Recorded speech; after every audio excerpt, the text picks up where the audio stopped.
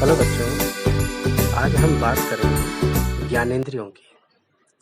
हमारे शरीर में कितने प्रकार की ज्ञानेंद्रियां होती हैं? ज्ञानेंद्रियों का मतलब है कि वो इंद्रियां जिनसे हमें कुछ न कुछ ज्ञान प्राप्त होता है, अर्थात जो हमारे शरीर में विद्यमान रहती हैं, जैसे आँख, कान, नाक, जीभ और त्वचा। इन्हें हम ज्ञानेंद्रियां कहते हैं। ये 5 ज्ञानेंद्रियां हमारे शरीर में होती हैं और इनसे हमें कुछ न कुछ सीखने को मिलता है, अर्थात ये किसी न किसी रूप में कार्य करती हैं।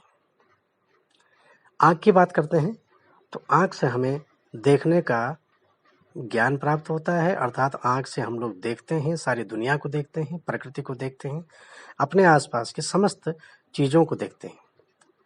उसके बाद है कान। कान से हम सुनने का काम करते हैं, अर्थात हमारे चारों ओर जो भी आवाज़ें होती हैं, जितने प्रकार के भी साउंड होते हैं, उन्हें हम आसानी से सुन लेते हैं, वो सिर्फ कान की वजह से। इसलिए कान वो ज्ञानेंद्रिय है जिसके द्वारा हम अपने आसपास के समस्त प्रकार की आवाज़ों को सुन लेते हैं। उसके बाद है जीभ। जीभ को स्वादेंद्रिय भी कहते हैं, अर्थात उससे स्वाद का पता लगता है। कोई वस्तु हमारे पास रखी है, हमारे सामने रखी है, चाहे वो खाद्य पदार्थ हो या किसी भी प्रकार का फल हो या कोई भी चीज़ हो, जब तक हम उसे जीभ से टच नहीं करते हैं, हमें उसके स्वाद का पता नहीं लगता है। तो जीभ का कार्य होता है स्वाद की पहचान करवाना। उसके बाद है त्वचा।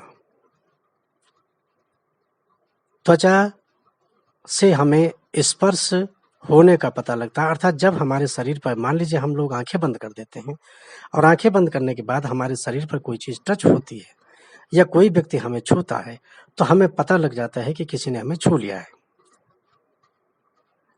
या अंधेरे में अगर आपको कोई छूता है तो हमारे शरीर के किसी भी भाग को अगर हम छूते हैं या कोई अन्य व्यक्ति हमारे शरीर को छूता है तो हमें पता लग जाता है, वो सिर्फ त्वचा की वजह से। फिर एक आखिरी ज्ञानेंद्रिय है, उसे हम जो नाक के रूप में है, नाक को घ्राणेंद्र भी कहते हैं। घ्राणेंद्र का मतलब होता है अर्थात किसी भी चीज की जो सूंघने की शक्ति होती है, खुशबू का पता लगता है या किसी गंध का पता लगता है नाक के कारण।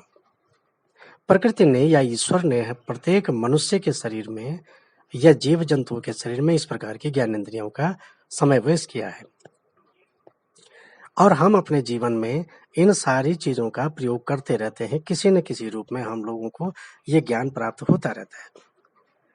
तो मैं दोबारा कह लेता हूं, हम जो आंख है उसको दृश्येंद्रिय भी कहते हैं, कान को श्रवणेंद्रिय भी कहते हैं, नाक को घ्राणेंद्रिय कहा जाता है, जीभ को स्वादेंद्रिय कहा जाता है और त्वचा को स्पर्शेंद्रिय भी कहा जाता है।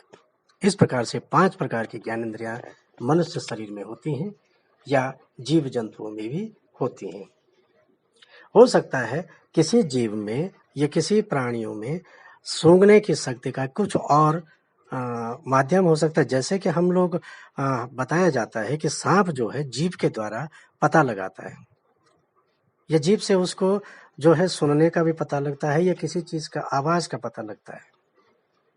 और कहते हैं कि सांप के कान नहीं होते हैं, वो सुन नहीं सकता है, लेकिन वो देख तो सकता है, उसके पास कान होते हैं। तो ऐसे बहुत सारे जीव हो सकते हैं प्रकृति के अंतर्गत जिनके कुछ जो शरीर के जो अंग हैं उनको सुनने का माध्यम दूसरा हो सकता है, लेकिन मनुष्य शरीर की जो अगर बात करते हैं तो हमारे पास 5 प्रकार की ज्ञानेंद्रियां होती हैं। इन्हें हम लोग हमेशा याद रखें: आँख, कान, नाक, जीभ और त्वचा। Thank you.